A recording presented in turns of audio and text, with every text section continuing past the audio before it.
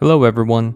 For the past few days, I have been sketching and trying to conceptualize the different type of settlements in our idle apocalyptic survival game called Nomad's Journey. I am incredibly excited to finally start visualizing the different towns and places you can visit to trade, interact with NPCs, and maybe even raid in this game. A lot of exciting options to come soon, and I saw that a lot of you wanted to see the settlement discoveries as well, although a large part of you also wanted to see day and night cycle too. This comment got a lot of likes, so I will try to prioritize day and night cycle as soon as possible. By the way, feel free to pitch in your ideas about the game throughout the video. I really enjoy reading your comments, and if you enjoyed this video, feel free to like and subscribe.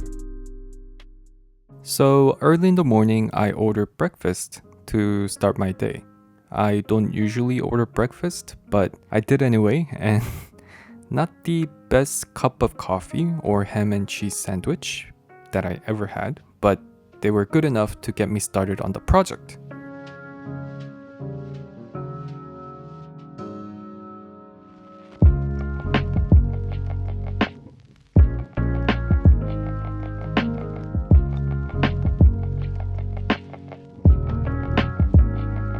I had some reference images that I saved on Trello, and with that in mind, I started sketching the first settlement.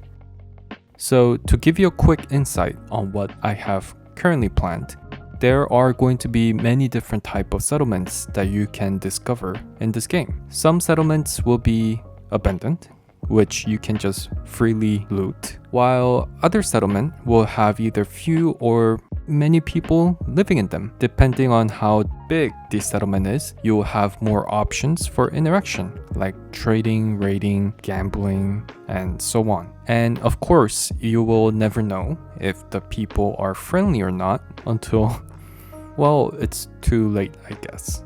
As you can see here, this is just a very simple tent. It should look more abandoned, but anyway, while you are traveling in this deserted part of the world, you can come across this kind of place where you can loot for items. I also tried drawing variation of different tents because, well, this looks a bit typical, and I don't know where this character got all these gears. But yeah, I'll definitely sketch up some more tents and other abandoned sites. And then I started thinking about bigger settlements, kind of like a bigger campsite with maybe one or two or maybe a little bit more NPCs living in them. This is one of the first sketch that I drew, but then I thought it should look way bigger than this, so I started to sketch some more. The idea that I was going for was I wanted the player to see the place and think, oh, it looks like someone's living in there. And I think there may be a bit of useful resources that I can take or buy. And so let's visit the place and find out. So I drew this windmill, which acts like, I guess, like a power source for this tiny place.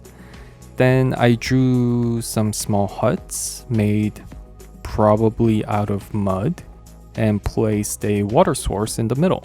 By the way, the world is supposedly full of pollution, so this random person is kind of cloaked up, and I think most of the characters in this world will either wear a spacesuit or a heavy outfit in an outdoor setting. I think for this concept art, maybe I should add more houses, but yeah, I think this is good enough, and I was ready to move on to an even bigger settlement. Okay, so this actually took me a while to draw, but I am building a mid-size self-sustaining town. I drew maybe half of it, but I think conceptually I am going in the right direction. There is a gate here with barbed wires on the top and a huge main building in the middle. Maybe this is where all the crucial departments are at, and on the other areas I am planning to just place like residential buildings. I did place some people in different cloaks again, Some of them are wearing backpack and some are even holding a rifle. And I think when I actually make art assets for the game, I will have most of them detailed out more. But anyway, now the most important thing about this town is that it's way bigger than the other settlements that I drew before. Therefore, when you arrive at this kind of bigger town, you will have more options to interact with. Let me show you through a UI mockup that I quickly did in Adobe XD. So again, this is just a mockup. And when you enter a small town, for example, you will see the settlement's name and then you'll be given a couple of choices. Of course, you can just run away if you want to. Maybe you're scared of the people there or something. Or if you feel adventurous, you can choose to, I don't know, raid.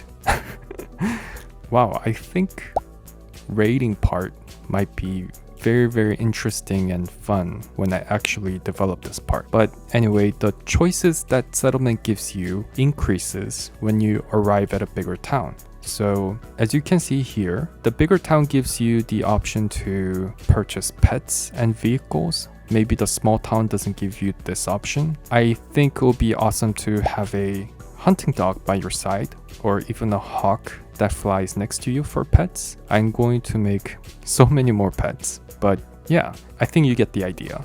Also for the vehicles, you can ride, I don't know, a mule or drive a rusty bike if you want to. And I think when I actually develop this part about maybe like the vehicles, I can add in, I don't know, like a 4-wheel cars or maybe like tank, maybe not tank. But yeah, like a lot of different type of vehicles. And then some of the other options that the bigger settlement will give you might be something like gambling, because there are a lot of people living in this town. So you can maybe gamble, and if you're lucky, you can moon your gold or lose it all.